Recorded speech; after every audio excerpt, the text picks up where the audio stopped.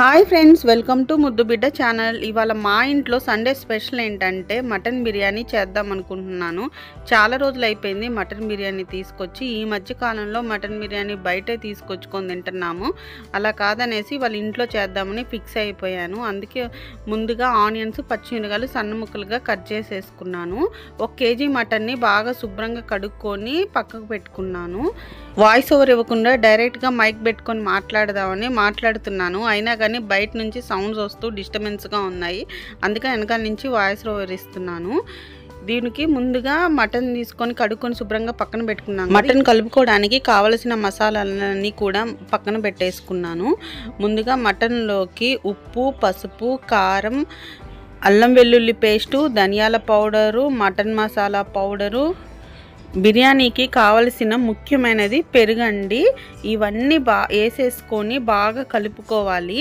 కలుపుకున్న తర్వాత లాస్ట్లో మిరియాల పౌడర్ కూడా వేసుకొని కలుపుకున్నాను. ఇవన్నీ చేత్తో నాకు అలవాటండి, అందుకే చేత్తో వేస్తున్నాను, స్పూన్స్తో మెజర్మెంట్ కాకుండా.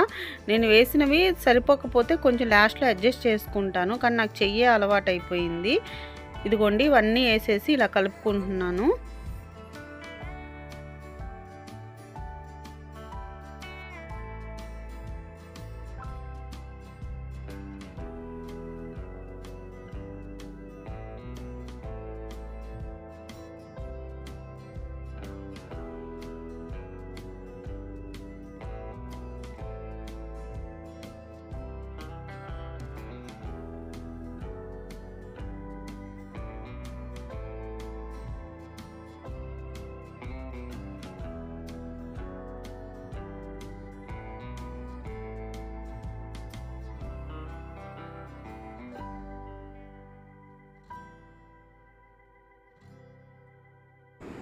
మసాలాలన్నీ బాగా కలిసే విధంగా చేత్తో బాగా కలుపుకోవాలి. ఈ మసాలాలంతా ముక్కకు బాగా పట్టాలి.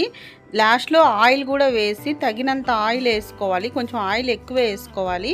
వేసుకున్న తర్వాత బాగా కలుపుకొని ఓ పక్కన పెట్టుకొని లాస్ట్లో బిర్యానీ దినుసులు ఉంటాయి కదండి, బిర్యానీ దినుసులు, పుదీనా, కొత్తిమీర కూడా వేసి బాగా కలుపుకొని లాస్ట్లో ఫ్రిడ్జ్లో పెట్టుకోవాలి. ఒక 1 అవర్ 2 అవర్స్, ఇంకా మన ఇష్టము. 3 అవర్స్ వరకు ఫ్రిడ్జ్లో పెట్టుకోవచ్చు.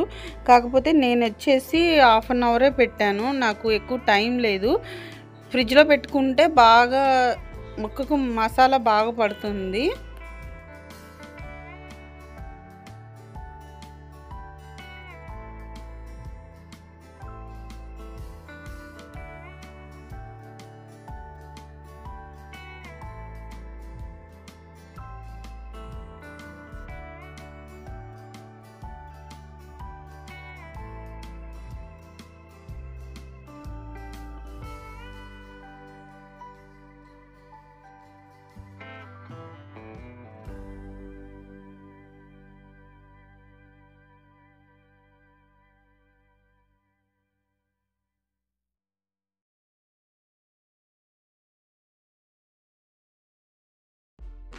ఫ్రిడ్జ్లో నుంచి బయటకు తీసిన తర్వాత ఈ మొత్తం మిశ్రమాన్ని కుక్కర్లో వేసుకోవాలి. కుక్కర్లో వేసుకొని జస్ట్ కొంచెం వాటర్ పోసుకొని పొయ్యి మీద పెట్టుకోవాలి.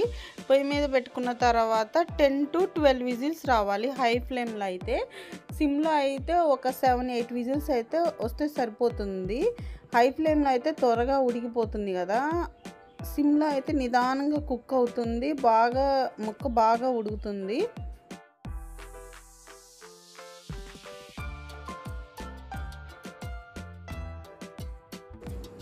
కుక్కర్లో పచ్చిమిరపకాయలు కూడా వేయటం మర్చిపోయాను. పచ్చిమిరపకాయలు వేసేసి విజిల్ పెట్టేసుకున్నాను.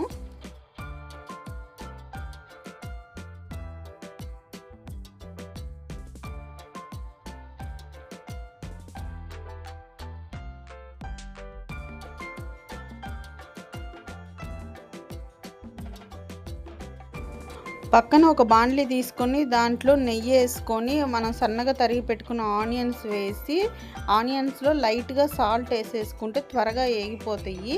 బ్రౌన్ కలర్ వచ్చేదాకా వేయించుకోవాలి. బిర్యానీకి ఆనియన్స్ మంచి టేస్ట్ని ఇస్తాయి, అందుకనే వేయించుకుంటున్నాను. ఒకవైపున సిమ్లో మాత్రమే వేయించుకోవాలి ఈ ఆనియన్స్, లేదంటే మాడిపోతాయి, బాగుండవు అసలు. ఆనియన్స్ మాడు వాసన రాకుండా చూసుకొని జాగ్రత్తగా సిమ్లో పెట్టి వేయించుకోవాలి. నేనంటే ఫస్ట్ హైలో పెట్టి తర్వాత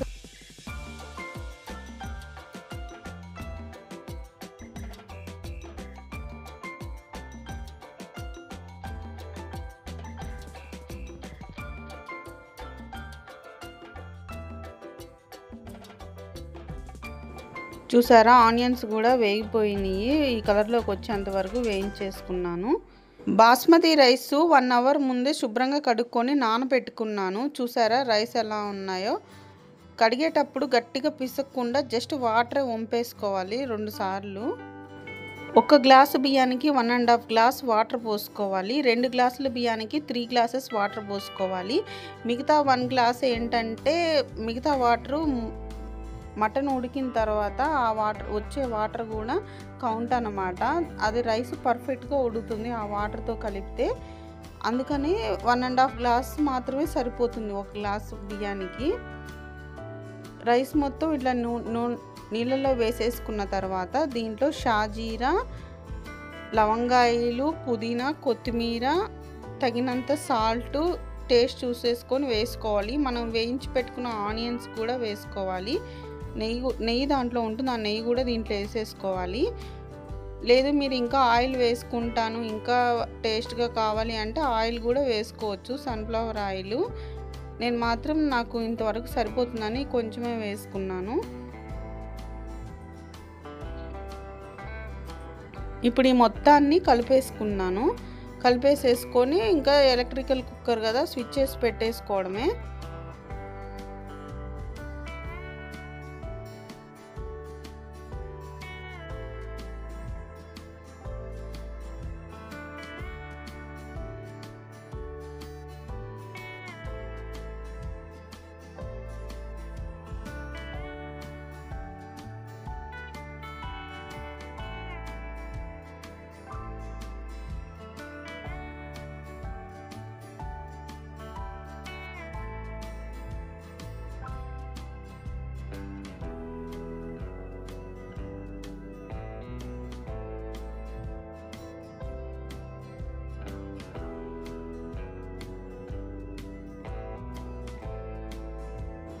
ఈ లోపల మటన్ కూడా బాగా ఉడికిపోయింది. 11-12 విజిల్స్ వచ్చాయి. నాకు హైలో పెట్టుకున్నాను కాబట్టి నేను ఇంకా ఈ విజిల్స్ సరిపోతుంది మటన్ ఉడకడానికి.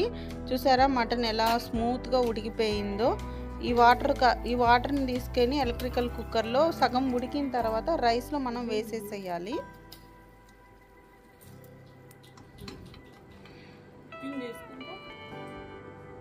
ట్వెల్వ్ విజిల్స్ కానీ ఇంకా ముదురుదైతే ఒక 15 విజిల్స్ వచ్చినా పర్లేదు.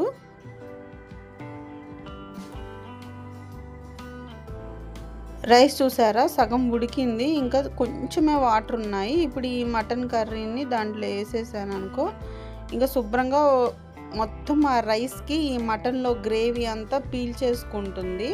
అప్పుడు మంచి టేస్ట్ వస్తుంది అన్నమాట రైస్కి.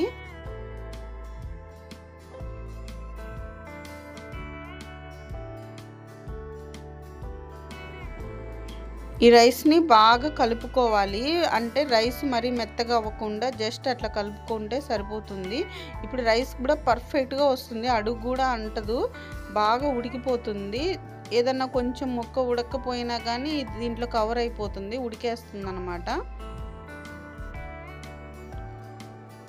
ఇంకా రైస్ ఉడికిన తర్వాత కీపార్లో పడిపోయిన తర్వాత ఇలా ఓపెన్ చేస్తే చూసారా బిర్యానీ ఎంత పర్ఫెక్ట్గా కుక్ అయిపోయిందో. నిజంగా ఫ్రెండ్స్ అసలు చాలా టేస్ట్గా ఉంది మటన్ బిర్యానీ. మనం బయట రెస్టారెంట్లో కన్నా ఇంట్లో చేసుకుంటే చాలా టేస్ట్గా ఉంటుంది. చూసారా ముద్దకు ముక్క తగులుతూ ఉంటుంది, బాగుంటుంది, అసలు చాలా బాగుంది టేస్ట్ మాత్రం. మీరు తప్పకుండా ట్రై చేయండి ఫ్రెండ్స్. చూసారా రైస్ ఎక్కడ కానీ అసలు మెత్తగా ఉడకలేదు, పర్ఫెక్ట్గా ఉడికింది.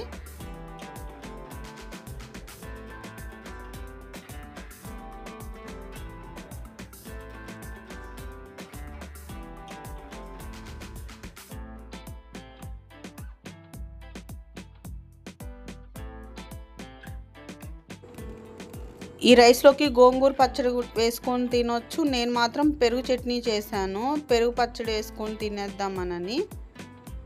ఆనియన్స్ బిర్యానీలో నంచుకోవడానికి లెమన్ కట్ చేసి పెట్టుకున్నాము. హాయ్ ఫ్రెండ్స్, నాకు చాలా ఆకలేసేస్తుంది, తినేద్దామా?